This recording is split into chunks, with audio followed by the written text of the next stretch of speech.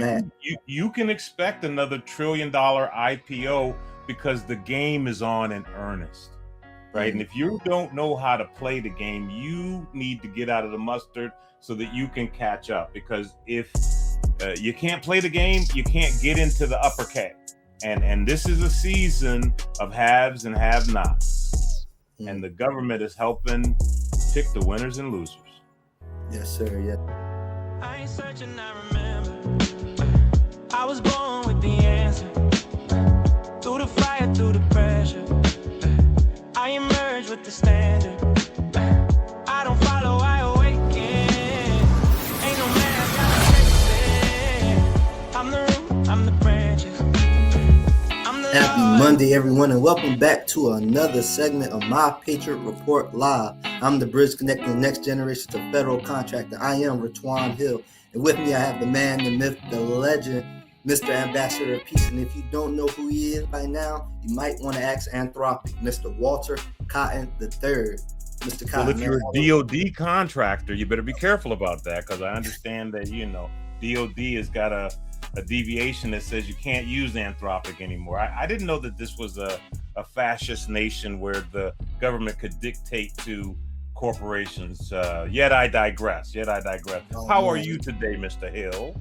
I'm good, because I was about to say that Fable 5, the government was like, oh wait, let me take that back. They rolled it out again, but they snatched it back. They was like, wait a minute, that's a little bit too, you're doing a little bit too much now. You're giving the public a little too much. They had to snatch that back. So, I'm really questioning, how that went when they pulled that back. And, I seen something on Claude about they work with the people who best can handle it to patch up where the errors was at. So I even question that. Wait a second now. It seems to me that I've tapped into a stream of consciousness that is rich in your mind, and so the Fable Claude scenario you're talking about. Can you give me some background on what you're talking about? I want to make sure I'm following.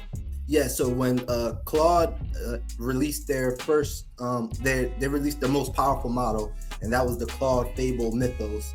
And so just for the audience, when Claude, ChatGPT, Gemini, whatever large language model you use, they have like basically different tiers of which AI you can use. And, the higher the tier, the more comprehensive the AI generates outputs.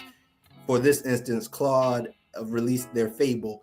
When they originally released it, the government, snatched it back because they said that it was too powerful. The Fable was identifying errors in all codes, and they saw that as a security risk because while it could identify errors, it could also be used for hacking.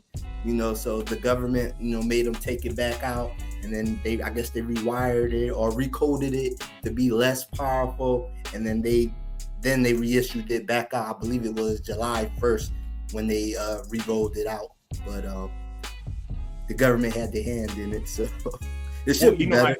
I want to say the iteration of the government's involvement with Anthropic was coming from a different place that I was concerned about, and that was the place, if I remember it correctly, where DOD was asking Anthropic to give them the autonomy to utilize that technology to source and eliminate targets, to use that euphemism. And Anthropic refused to give DOD that authority, and that caused the rift between the government and Anthropic.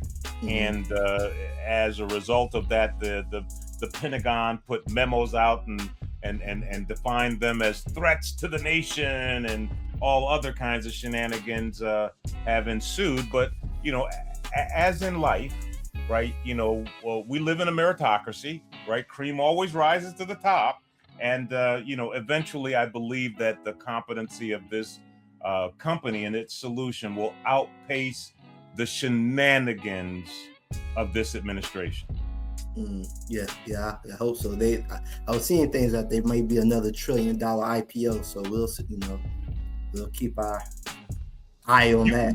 You can expect another $1 trillion IPO because the game is on in earnest, right? And if you don't know how to play the game, you need to get out of the mustard so that you can catch up. Because if you can't play the game, you can't get into the upper K. And this is a season of haves and have-nots. And the government is helping pick the winners and losers. Yes, sir. Yes, sir. Now, as we go into that, the upper K and, our movement we're driving to put us in the upper K, I want to start with, we got to go back to, what's going on, shed some light on it. It seems like the attacks have, we've been dropping bombs on Iran continuously now since this MOU came out. Now, to my understanding, we have a War Power Resolution Act already. The House and Senate already, have a signed War Power Resolution Act, and right now we're seeing continuous bomb dropping. So it looks like a straight up, I'm gonna do what I think is best. So where are we at with this now? I don't know. Should we just be insulating at this point? Should we be still reaching out to Congress? We are, in my epitome, at the intersection of the we the people moment, right? Because the Congress, and I'm specifically going to talk about the shit show in Iran right now, the Congress, the House and the Senate made the people's wishes known in the War Powers Resolution that was passed a couple of weeks ago, which benevolently asked the president to come back before Congress and explain to Congress the significance and the justification for the action that we have underway. It's my understanding that that bill passed with the majority of the House of Representative members voting to the affirmative and the majority of the Senate voting to the affirmative. And so if I understand our constitutional parlance now, right, the president is under constitutional obligation to follow through with that that suggestion. And if the president doesn't follow through with it, then that would be, I think, something that could be considered a violation of the Constitution. Well, the bombs flying in the Strait of Hormuz without any reconciliation before the Congress by this administration is a direct violation of that piece of legislation that's already been approved. It's already been voted on. So the people have to ask themselves the question, are we dealing with a tone-deaf Congress? Are we dealing with a feckless Congress that is completely under the control, they're completely under the hallucination of this administration or the financial control of their political action committees, so much so that we have obvious evidence and fact that we're ignoring, right? This is the latest example of evidence and fact that we're ignoring, that there is an attempt to subvert the the authority of the Congress. And so I think that we need to get the Congress to wake up and grow a pair and do what needs to be done and say to this administration the quiet stuff out loud, right? What quiet stuff out loud do we need to say about this event in Iran? The first quiet thing that we need to say out loud is stop saying Iran will never have a nuclear weapon, because under the JCPOA, there was a clear path to achieving that outcome, which is an agreement that this administration canceled without the sacrificing of 13 American lives at a minimum, because you said the conflict has started, and over $100 million worth of expense. So we've got to go back and we've got to stop allowing ourselves to be seduced, distracted, misdirected by the language that's coming out of this administration and call it what it is, right? I'm still sitting on the fact that the renter, right, at the White House tore down the East Wing. And we haven't had an outrage about that constitutional implication, right? The name on the Kennedy Center, again, an abuse of constitutional, or should I say, executive branch authority. Some of this crap that has come out of these executive orders that were the reason that I got off of my world cruise to come back to these United States, this stuff is just downright threatening. It's undermining the safety of these United States, especially them bullshit procurement regulations that are consolidating requirements under the government's purchasing agent, which makes fraud, waste, and abuse just a little bit easier. And I know I'm animated today, but I'm animated because I need to talk to we the people today. We the people have to have a conversation with Congress today and have them stop this shit show, because the downrange economic impact of the Strait of Hormuz being closed is being covered up by this game that they're playing with oil future contracts and stuff like that, right? The actual cost for the barrel of oil is being obfuscated by the game that they're playing with our strategic oil reserve. We are about to have an oil crisis, an energy crisis.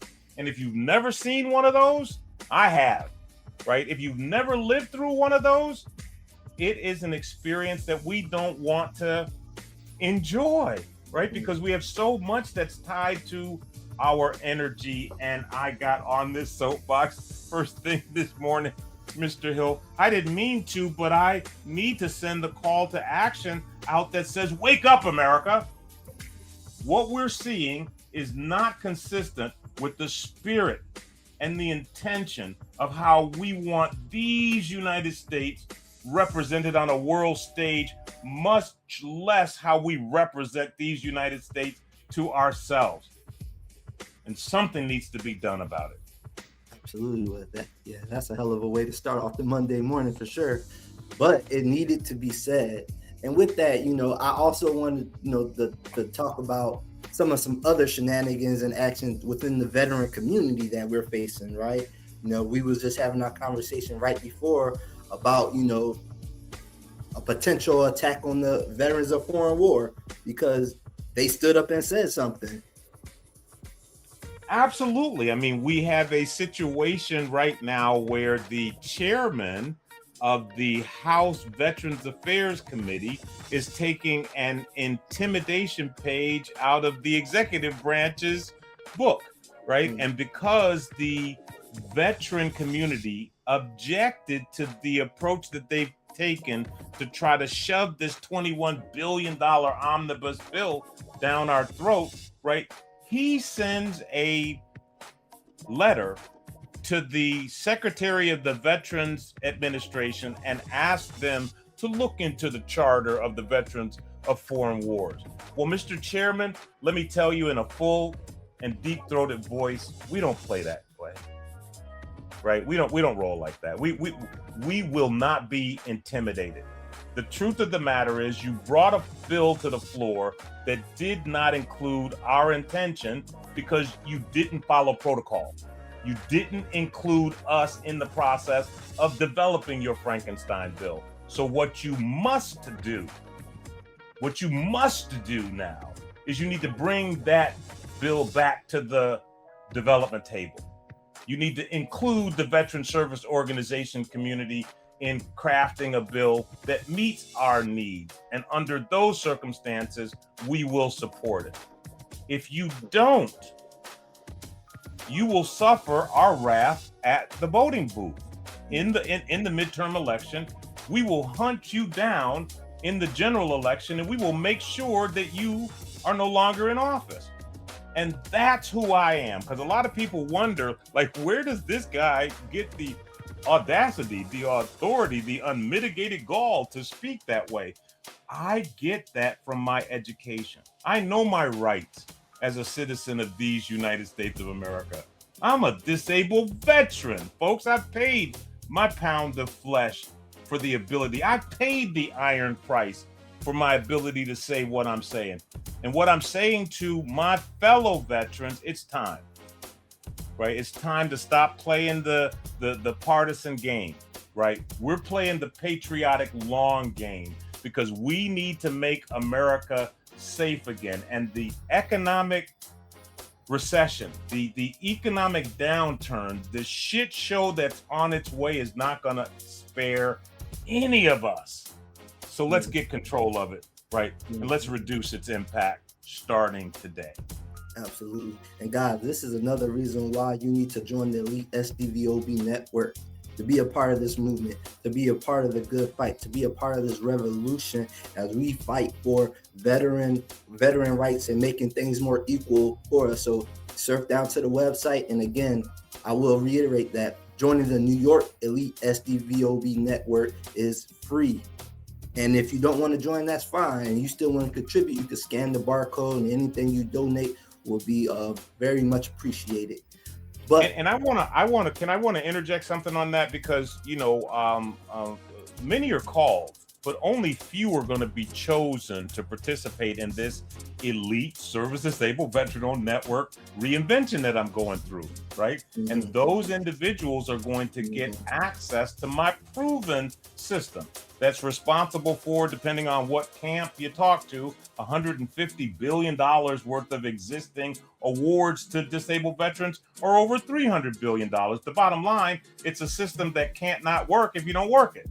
And so we're going to make that solution available to Mr. Hill and his cadre of people that are going to be empowering this reentrification strategy, which I love. I mean, I'm just crazy about this idea of young veterans, right, taking control of their economic prowess and focusing it like a weapon on a community for economic development purposes.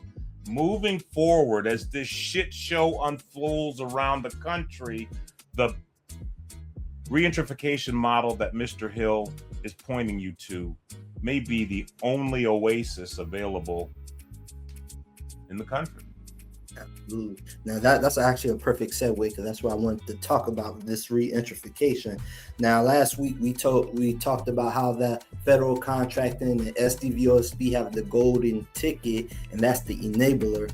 But I wanted to actually discuss about the actual mechanics of it. We talk about domicile and the federal contract, but exactly how does that translate into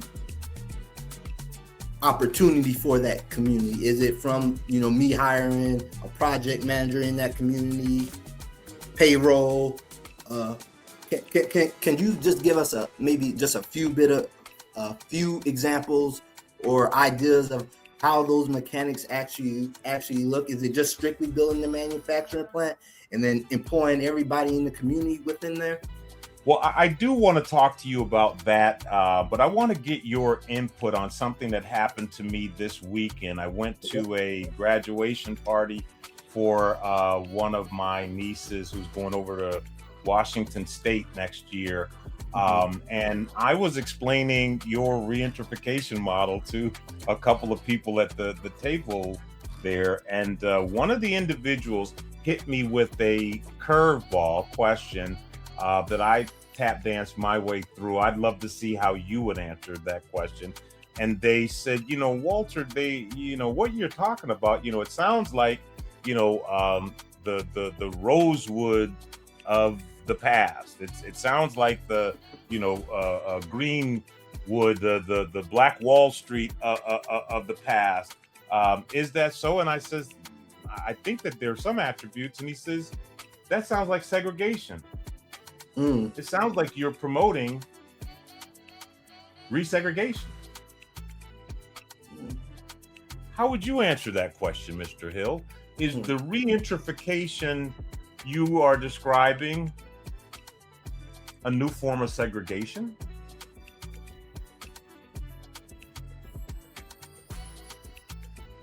That's a good question. And I would say it depends. It's how you look at it. If you look at it as, we're segregating, we only want these type of people in the community, and you look at it from a negative bias standpoint or from a bias standpoint, then I could see how, you could have a negative outlook. But I would say that at a certain level, it is somewhat segregation, but we're segregating the good people. You know, it's not about black or white. It's not about, you know, we're looking for the good people who are like-minded. That means if you believe in the Constitution, if you believe that veterans deserve need more equality, if you think minorities need more equality, we're looking for people who are like-minded. I didn't say black people, I said people, humans. We're looking for humans that are like-minded, because if you see all this shenanigans, don't you, and you feel negative about it, wouldn't you want to do something to insulate yourself from it, or do you want to just suffer with it? You know, so that was a great answer, and it was better than the answer that I gave. But you nailed it, I think, when you said that we're veterans, we're disabled veterans, right? You know, so we're not racist, we're not partisan, we're patriotic. And so what we're talking about is building communities of good people, right? Good moral foundations, right? Good educational fiber that have the provision to cause this vision of reenterification that you have to happen. And so that question that you asked was for a little bit of a deeper dive on the reenterification benefits, right, for a community. And very simply put, it's not rocket science. I mean, it's a situation where we have a group of disabled veterans that have a settled law advantage that they can use to compel the contracting community to award them contracts. Let me say that again, right? We have a group of veterans that have a settled law advantage that allows them to compel the contracting officers to award them contracts. Some of those contracts have a place of performance that's at the discretion of the awardee.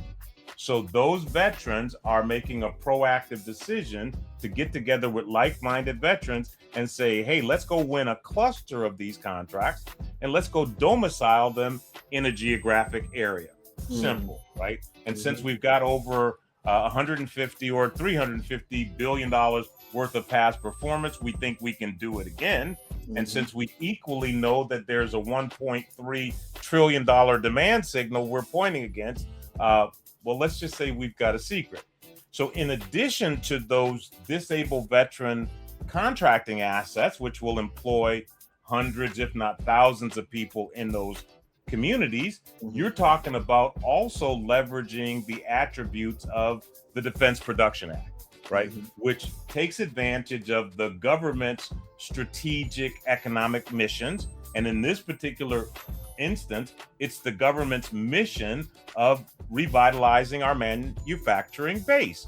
So we've got to bring back manufacturing of all kinds of stuff that we allowed to go offshore during crazy political seasons that birth strategies like NAFTA, right? Where in North American Free Trade Agreement, we ship all of our manufacturing to Mexico where they could do it cheaper or offshore. So the Defense Production Act allows us to partner with the federal government so that they could become a layer of the capital stack that we will use to create a new manufacturing plant for X in a community.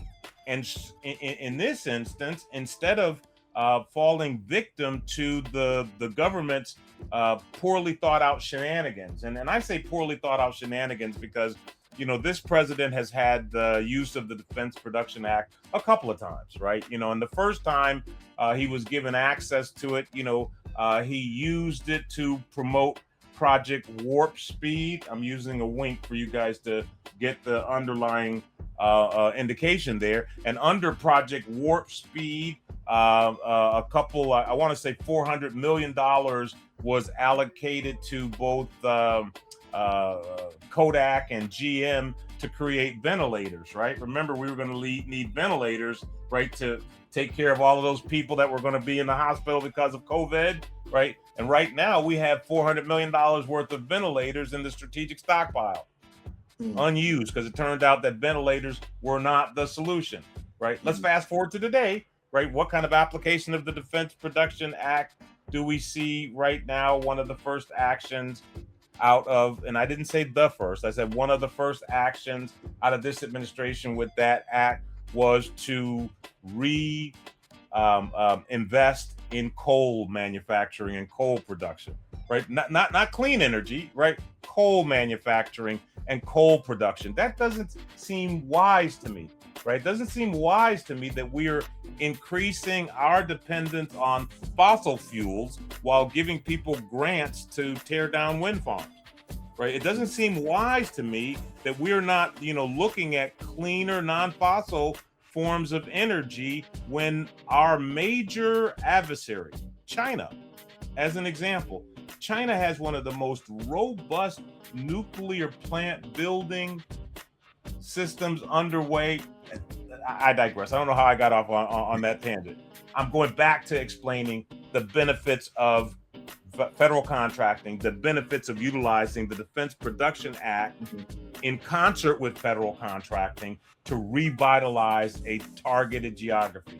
Now, just imagine that, right? You got a bunch of veterans coming in with their 20, 30, 10, $100 million contracts, right? That's being complemented by a manufacturing plant for durable medical equipment, right? That's being complemented by a manufacturing facility for the next drone solution or the next autonomous vehicle solution that's going to support a mission to Mars or the like, right? So now you got a good foundation of economic energy in that community that supports the creation of franchises for food, right? For dry cleaning, for automotive, right? You have an economic engine that comes from the force multiplier that Mr. Hill talked about, taking our individual veteran attributes and coalescing them into a weapon that we could use to rebuild our community. In this instance, Mr. Hill is targeting communities like the one that he and I came from. And I think that gives you the high level overview you were asking for. Yes? Yeah, absolutely. Absolutely.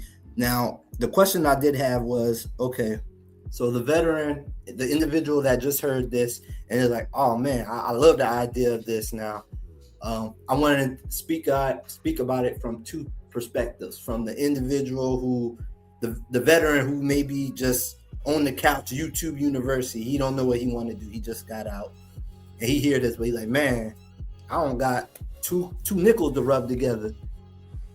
How do I get in where I fit in? Like, realist, do I need money? Do I just need you don't, right? This is a self-generating system, right? Because if you're a disabled veteran, what you don't know can hurt you. Like, for example, if you don't know about the VR&E program and the fact that they've got a self-employment track where the government will give you the money. Let me restate that. The government will give you the money to start your business under the self-employment track, right? You're twiddling your thumbs and worrying about stuff that already has been taken care of. The provision has already been put in place for it, right? The thing that you have to do is you have to stop seeing us as what we are not, right? We're not trying to be influencers, right? You've never heard us say, click the follow button, right? You've never heard us play that game. We're not trying to be influencers. We are transformational agents that are following that old adage that says, to one whom much is given, much is expected. And so we found our way to a blessing, a huge blessing that has done meteoric things in our life. And instead of keeping that to ourselves, we are selflessly investing our most valuable asset, our time, right? That's the only resource that no amount of money can replace, to make sure that you all have an MVP, right? You have the minimum viable product that you can use to change your life. So that's what Mr. Hill has been investing his cycles in doing for people of his generation. And what I've been investing my cycles to demonstrate to people of my generation is how important it is for us to be in the ear of our younger generation. How important it is for us to be the wind beneath their wings. How critical it is for us to help them make the mid-course adjustments that they need to get over the miseducation that they got from our school system, or the conditioning that they got from the experience that they got growing up in this society. And so what we are is an example of what we'd like to see thousands, millions of us do. Absolutely. Partner together for community success. Yes, sir. Yes, sir. And one of the advantages or forward-leaning innovative ideas that we came up with and is our scalable, bigger small business solution. And especially in this fourth quarter, we see that contracting officers may be facing a bottleneck because of DEI being dismantled, consolidation of contracts. You know, Mr. Hill, I gotta stop you there, man, because you let that roll off your tongue, and there are contracting officers that are going out there. What did he just say? Right? Because what you said was bigger small businesses, right? In the federal contracting parlance, that's an oxymoron. Like, what do you mean by a bigger small business? If I could ask you to describe or define what a bigger small business is. SDV or SB, or any small business collaborating with those other than small businesses, or a bigger small business, and putting together both the best of both worlds and assets and resources, and packaging it up to the government as one solution. So let me see if I can explain this in a way that it may make sense to the audience. So if I'm Lockheed Martin, as an example, right? I'm the biggest small business in the land. Are you telling me that there is a way for me to enter into a relationship with a disabled veteran and put disabled veteran Lockheed Martin on the street?